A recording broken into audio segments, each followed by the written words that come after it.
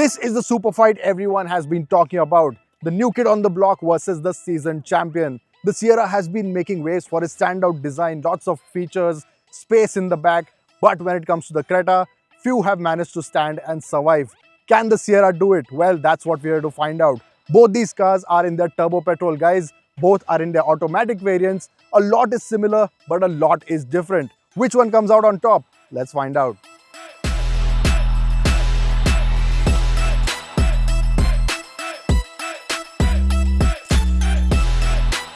Design-wise, it is a clear win for the Sierra. It is taller, longer and has a bigger wheelbase, and the 19-inch wheels give it strong road presence. Then is the styling with an ode to the older Sierra and an upright, purposeful stance with strong horizontal surface treatments, flush door handles and a prominent LED light signature that references to the Sierra's heritage while still feeling contemporary. The Creta inline presents a sportier, more dynamic take on the Creta's already modern design. It doesn't overhaul the silhouette but adds aggressive bumpers, distinctive N-line badging, red accents and athletic wheel designs for a sportier look. However, it must be noted that while the Sierra looks cooler, there are inconsistencies when it comes to the panel gaps on some cars.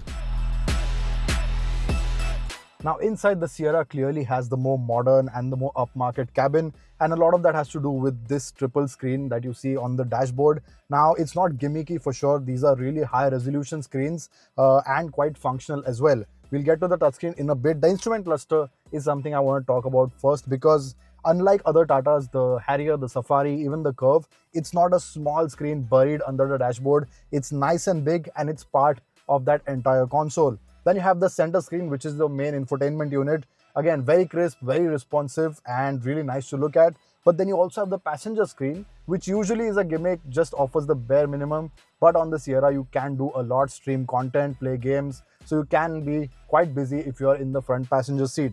Then the overall vibe of the car, bright upholstery, lots of textured materials, some aluminum bits as well. So it does look a bit different and not really plain and boring, and definitely adds a bit of that spark that you need in a premium mid-size SUV. Then you have the steering, lots of haptic touch buttons. Now I'm not a big fan of these, especially the ADAS and the cruise control and all these switches, because you do end up touching them and switching them on every once in a while, especially if you're taking tight turns.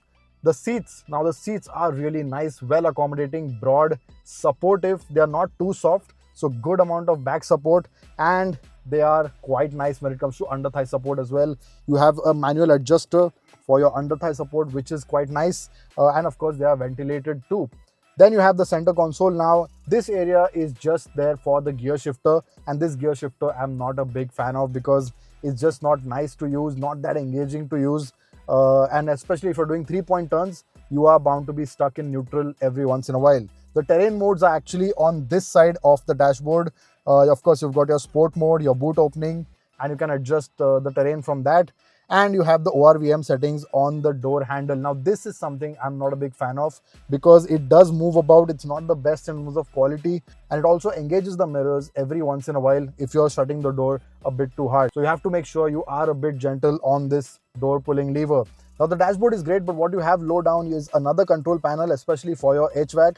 Now this is a bit confusing because you have HVAC settings in the touchscreen, so having it here as well doesn't really make sense, and you are bound to use this one more because it is in line with other stuff and it is a bit easy to use. This one is lower, it's not in your vision, so you have to take your eyes off quite a bit, and then of course it's a touch panel, so you don't really get the best accuracy when you're using this. Below that you have two Type-C ports, one to connect to Apple CarPlay, Android Auto, and one is 65-watt Type-C charging pad. Below that, two cup holders and some space, which I believe is to keep your phone. It has a nice rubberized mat, which is great, but when you look at the wireless charger, which is here very conveniently placed for your phone, that doesn't really have a rubberized mat, so your phone does tend to move about. It's smooth, hard plastic, and that just is a bit of an issue, especially if you're cornering. You do tend to knock your phone out of that slot. But otherwise, seating position is really good. Even at the lowest seat height, you have a good vision out. You are slightly up, so you have that nice commanding view of the road. A mention must also be given to the Dolby Atmos system. The speakers are really good quality. If you like your songs bassy, then this will be very nice. But if you like a bit more treble, if you like the mids high, then this might not be ideal. It might be too much bass for you. And of course, the panoramic sunroof, controls for which are right here.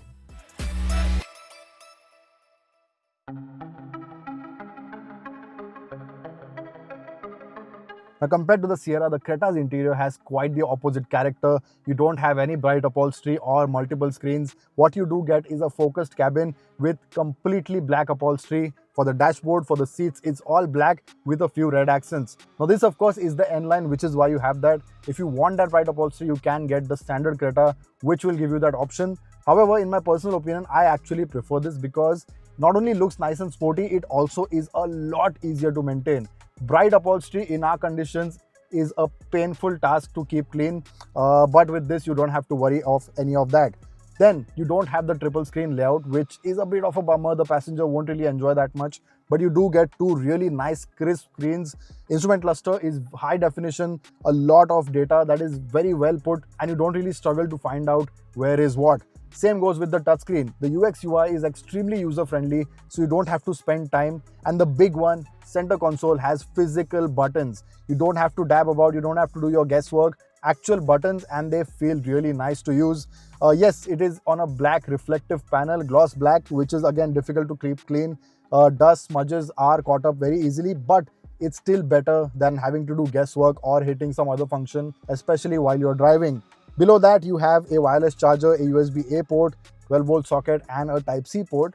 And sadly, you don't have wireless Apple CarPlay or Android Auto. For that, you have to get a special adapter at an extra cost, so that is a bit of a downer.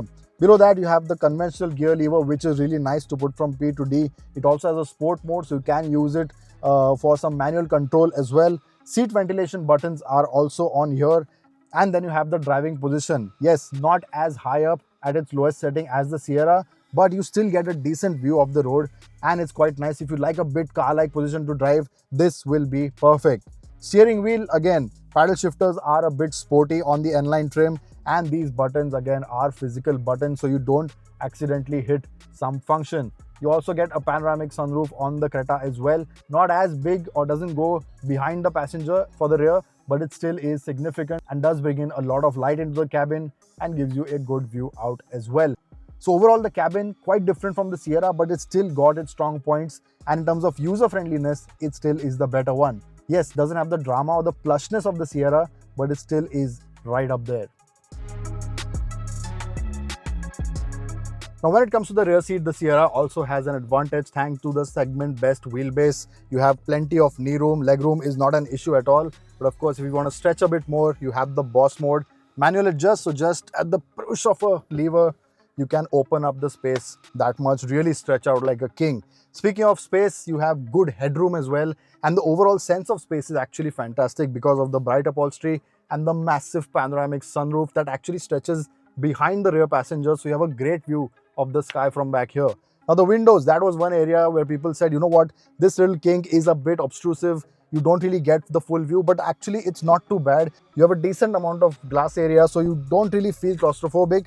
But if the light is getting too harsh, you have manual sun blinds as well, which is a great touch. In terms of seat comfort, the seats are extremely supportive, just like the front, so not too soft. You have a good amount of back support. The recline angle is nice as well. And if you're not sitting three abreast, then you have a center armrest with two cup holders. But of course, if you are, that's not going to be a problem either. All three passengers get their individual headrests and seat belts. And because you don't have that big of a tunnel in the center passenger can actually sit quite comfortably without a problem. Speaking of the center, you have two AC vents back here, two Type-C ports. One is a 65-watt charger like the front, and you have some space to keep your phone. So overall, a really good back seat, and definitely one that is a bit better than the Creta. Now, even though the Creta doesn't have a longer wheelbase on paper, it's not like you'd notice it when you're in the back seat. Knee room is not a problem. You have a decent amount of space under the front seat as well. Yes, there is no boss mode, so you can't adjust the front passenger seat from back here, but that's a small omission. Otherwise, the seat comfort is really good, decent under thigh support. The recline angle is nice and comfortable as well. And you have a center armrest with two cup holders too. So that's a good thing. What you don't get though is an individual headrest for the middle passenger. So that's a bit of a miss. But if you are seated in the center, there is a slightly bigger tunnel compared to the Sierra. So you will be just a tad bit uncomfortable. But yeah, you can still do short trips, not a problem at all. However, it's worth noting that one area where the Creta does fall short is in the headroom. Now, I'm seated comfortably, but my hair is grazing, something that was not a problem on the Sierra. So if you're a tall passenger, then this would be just a bit of an issue. The Sierra is absolutely flawless when it comes to headroom. You have that roofline that's not really tapering, so you have a lot of comfort. Of course, this is for those who are above 6 feet who will have this problem. Otherwise, it's not an issue at all. So very close when it comes to the interior. Both are very different, but both are fighting to their last bit. It's like you do get more features in the Sierra. It's a bit newer as well, but the Creta just works. It's such a well sorted cabin that you really do struggle to see where exactly would you put it down. Yes, the headroom for tall adults is one. If you really want that boss mode, maybe that's another case. And 3 abreast would be slightly tight in the Creta compared to the Sierra, but it's just those small margins. Overall, they are very, very close. Both SUVs offer a well-appointed cabin, but here is the spec-to-spec comparison between the two.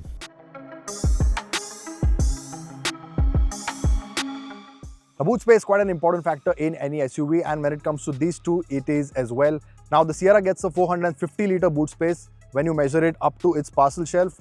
The Creta is at 433 litres. Now, even though the Creta is slightly lesser, access and ease of use is slightly better because the loading lip is slightly lower and it is nice and flat. So getting a luggage in and out is a bit easier compared to the Sierra, which has a slightly higher loading lip and the boot is a bit deeper as well. So heavy luggage you need to lift and then remove, and that is a bit more effort.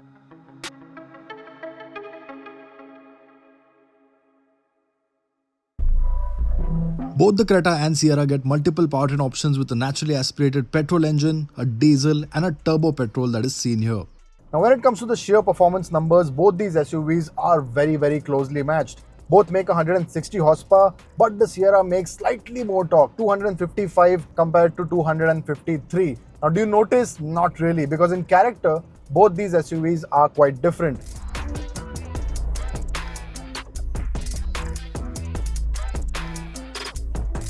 Let's start with the Sierra first. Now it's an all-new engine from Tata, the Hyperion TGDI, and they've really done well, especially when it comes to refinement. It's nice and smooth, very calm and relaxed, but it also has enough grunt, especially low down. The bottom end is nice and strong, and that means your highway overtakes aren't that fussy. Now speaking on the refinement, yes, you do hear a bit of that drone at idle, especially once the AC compressor kicks in, but on the move it is very smooth. No vibrations on the steering, nothing in the seat, and it is quite a nice calm experience. And calm is the best way you could describe the Sierra because it does not like to be rushed. The powertrain, even though with 160 horsepower, it is quite different when it comes to the character in comparison to the N-Line. The engine does not feel as rev happy, it doesn't like to be rung hard. What it really likes is sedate driving, part throttle inputs, cruising. That is where the Sierra excels. And a lot of that has to do with the gearbox as well. It's a torque converter 6-speed compared to the 7-speed DCT on the Creta, and shifts as a result are very smooth. Even the kickdown, if I'm in 6th right now, little flex, and it jumped to 4th, but there was no jerk reaction. There was just nothing to tell me that it has shifted. So really smooth, but the moment you expect enthusiasm and excitement, that is where the Sierra will put on the brakes. They'll say, you know what, I don't do that. I'm a nice sedate cruiser, drive me carefully, aram se like we say it, and it will be completely fine.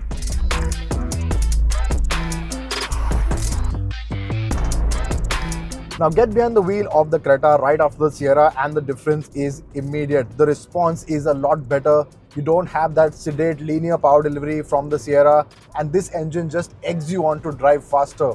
It is a lot more free revving, so you can push it near its red line, and it has that nice mid-range punch as well, which the Sierra doesn't really have. And this is in the more balanced city or normal mode. You put sport on and it gets even better. So for those who like to drive, the Creta N-Line is definitely a better bet. Because what makes this nicer to drive is also the gearbox. The 7-speed DCT compared to the torque converter is again a bit more responsive, it's quicker. And just like the Sierra, you flex your foot a bit, immediately the gears drop down. And even though it's not as smooth, it's still smooth enough. Definitely not a point of complaint. Where the Creta's DCT lacks is in the city. At slow speeds, the gearbox just isn't as smooth as it needs to be, and even in isolation is jerky.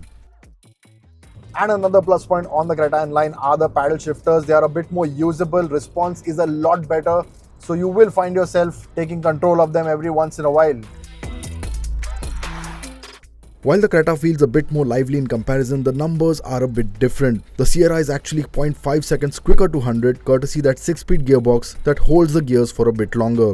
At the 90 kph mark, you can see the Creta upshifted, resulting in a 0.5 second drop. Still, they are both quite close on the spec sheet, but quite different in feel. While performance is well and good, the ride comfort is actually a bit more important here. Speaking of highways, the ride quality, now it has frequency selective dampers and the ride is nice and flat, very consistent. Only thing is, over low speed bumps in the city, you will feel a bit more of a thud compared to the Creta, but that's about it.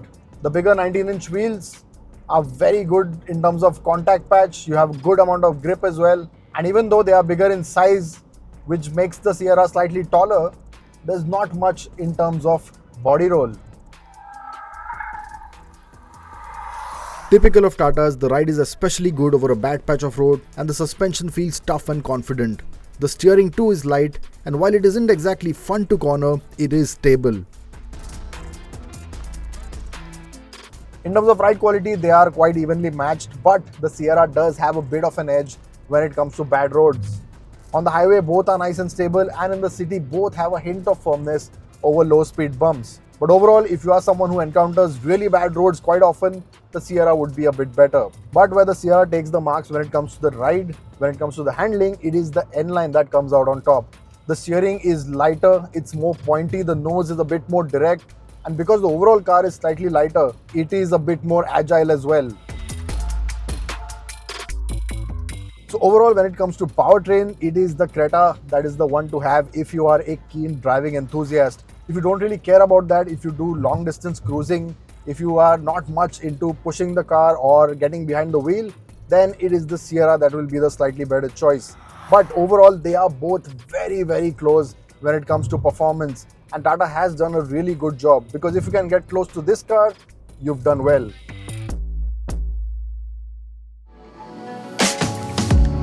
Well would be an understatement, as the Sierra is a massive leap from the Curve which was introduced earlier to take on the Creta. The Creta doesn't do much wrong, but the Sierra is just a tad bit better when it comes to space, road presence and comfort. Yes, some quality issues exist, but we expect them to be ironed out with production models. Pricing is extremely close, with the turbo petrol Sierra priced between 17.99 lakh and 20.99 lakh, and the Creta N-Line priced between 17.82 lakh and 20.09 lakh. It's worth noting though that the Creta N-Line is also available with a manual gearbox. To choose a winner has been as difficult as it gets. The Creta's might takes a lot to overpower, but the Sierra's combined positives do make for a better case. After years of trying and getting close, Tata has finally beaten the segment champ, but it's now got new competition. Stay tuned.